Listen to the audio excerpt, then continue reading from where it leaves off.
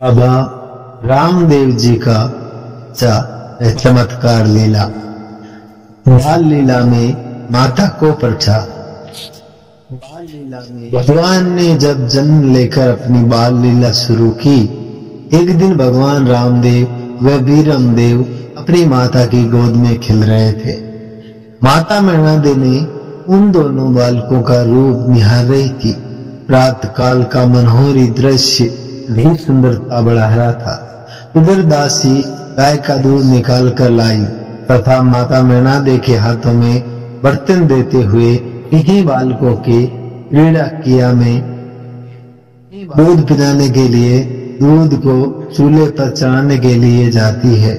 माता ज्यों ही दूध को बर्तन में डालकर चूल्हे पर चढ़ाती है, उधर रामदेव जी अपनी माता को चमत्कार दिखाने के लिए वीरमदेव जी के गाल पर, इससे वीरमदेव को क्रोध आ जाता है तथा वीरमदेव बदले की भावना से रामदेव जी को धक्का मार देते हैं, जिससे रामदेव जी गिर जाते हैं और रोने लगते हैं।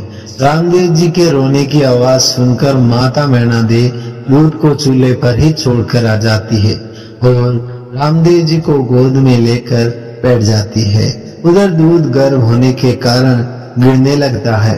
माता मैना दे ज्यों ही दूध गिरता देखती है, वह रामदेव जी को गोदी से नीचे उतारना चाहती है।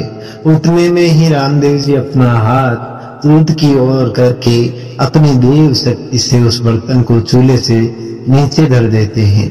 ये चमत्कार देखकर माता मैना दे वहीं बैठे अजमल जी व दासी सभी द्वारकानाथ की जय जयकार करने लगे। बाल लीला में कपड़े के घोड़े को आकाश में उड़ने का भी प्रथा है। एक दिन रामदेव जी महल में बैठे हुए थे। उस समय रामदेव जी 5 वर्ष के थे। एक घुड़सवार को देखकर रामदेव जी ने बाल हट किया कि मैं भी एक घोड़ा पर बैठूंगा। रामदेव जी को मनाने के लिए माता ने खूब जत्न की। पीने के लिए दूध, खिलौने के लिए हाथी, घोड़े, ऊंट आदि के खिलौने सामने रखे, किंतु अपने बाल हट को नहीं छोड़ा। माता ने दासी को भेजकर राजघराने के दर्जी को बुलाया और समझाया कि कुंवर रामदेव के लिए कपड़े का सुंदर घोड़ा बनाकर लाओ। उस पर लीला यानी हर कपड़े का रंग झूलकर लगा कर लाना। माता जी ने दर्जी को सुंदर कपड़े दिए और कहा कि जाओ इन कपड़ों का घोड़ा तैयार करके लाओ। दर्जी के मन में लालच आया और उसने पुराने कपड़े का घोड़ा बनाकर ऊपर हरे रंग की झूल लगा दी और घोड़ा लेकर राज दरबार पहुंचा तथा रामदेव जी के सामने रखा। तभी रामदेव जी ने अपना हट तोड़ा। श्री बाबा रामदेव जी ने कपड़े के बने घोड़े को देखकर बहुत खुश हुए और घोड़े पर सवारी करने लगे। यूं ही भगवान श्री रामदेव जी ने घोड़े पर सवार हुए। कपड़े का घोड़ा भिन्न भिन्न नाचता हुआ आगे के दोनों पैर पर खड़ा होकर दरबार में ही नाचने लगा। कपड़ा के घोड़े को नाचता देखकर सारा दरबार हिलने लगा। नाचते नाचते बालक को लेकर आकाश मार्ग की ओर घोड़ा उड़ चला। इसको देखकर सब घबराने लगे। माता मैना दे, राजा अजमल जी व भाई वीरमदेव सभी अचंभे में पड़ गए। राजा अजमल जी को बड़ा क्रोध आया और उन्होंने दर्जी के घर के एक सेवक को भेजा और उस दर्जी को बुलाया। जब राज दर्जी दरबार में पहुंचा, दरबार खचाखच भरा हुआ था। तब अजमल जी ने कहा कि हे राज दर्जी, सच सच बताना कि तुमने इस कपड़े के घोड़े पर क्या जादू किया है। सो मेरे कुंवर को लेकर आकाश में उड़ गया। राज दर्जी कपड़े के घोड़े को आकाश में उड़ता देखकर दंग रह गया और वो डर के मारे थर-थर कांपने लगा और कहने लगा, मैंने कोई जादू नहीं किया है। दर्जी की बात का राज दरबार में कोई असर नहीं हुआ, क्योंकि दूसरा कारण था। जो घोड़ा दर्जी ने बनाया था उसमें पुराने कपड़े लगाकर भगवान के साथ छल किया था। अजमल जी ने कहा कि ये सब तेरी करामात है, इसलिए हुक्म है कि इस दर्जी को पकड़कर कारागृह में डाल दो और सिपाहियों को आदेश दिया जाए कि तब तक रामा कंवर घोड़े से नीचे न आए तब तक इस दर्जी को अंधेरी कोठरी से बाहर मत निकलने देना। तब दर्जी कोठरी में पड़ा रोने लगा और भगवान को स्मरने लगा।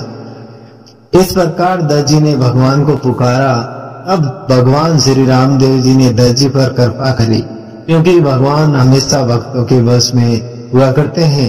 जब दर्जी ने विनती की तब भगवान रामदेव जी ने घोड़े सहित काल कोठरी में गए। रामा राज कंवर के कोठरी में आते ही चांदनी खिल गई और रामदेव जी ने दर्जी से कहा, तुमने पुराने कपड़ों का घोड़ा बनाया, इसलिए तुम्हें इतना कष्ट उठाना पड़ा। जा, मैंने तेरे सारे पाप खत्म किए। तुमने घोड़ा बहुत ही सुंदर बनाया और हरे रंग की रेशमी झूल ने मेरा मन मोह लिया। ए दर्जी, आज से ये कपड़े का घोड़ा लीले घोड़े के नाम से प्रसिद्ध होगा। जहाँ पर मेरी पूजा होगी वहीं पर मेरे साथ इस घोड़े की भी पूजा होगी। मेरे को नमक में कैसे बदला भगवान बाबा रामदेव जी ने। एक बार ऐसा हुआ कि लाखू बंजारा नाम का एक व्यापारी बैलगाड़ी पर मिश्री बेचने हेतु बाबा के नगर में पहुंचा और उसने नगर के नियम की अवहेलना करते हुए कुछ पैसे बचाने के लोभ में अपने व्यापार को संबंधित तत्कालीन चुंगी कर नहीं चुकाया और बाबा को उसके इस लालच का पता लगा। तब बाबा ने जब उस बंजारे की चुंगी कर न चुकाने का कारण पूछा तो उसका जवाब आया कि मैं तो नमक बेचने आया हूँ और ये तो नमक है। उसने ऐसा इसलिए कहा कि नमक पर कोई चुंगी नहीं लगती और वह बाजार में जाकर मिश्री को बेचने लगा।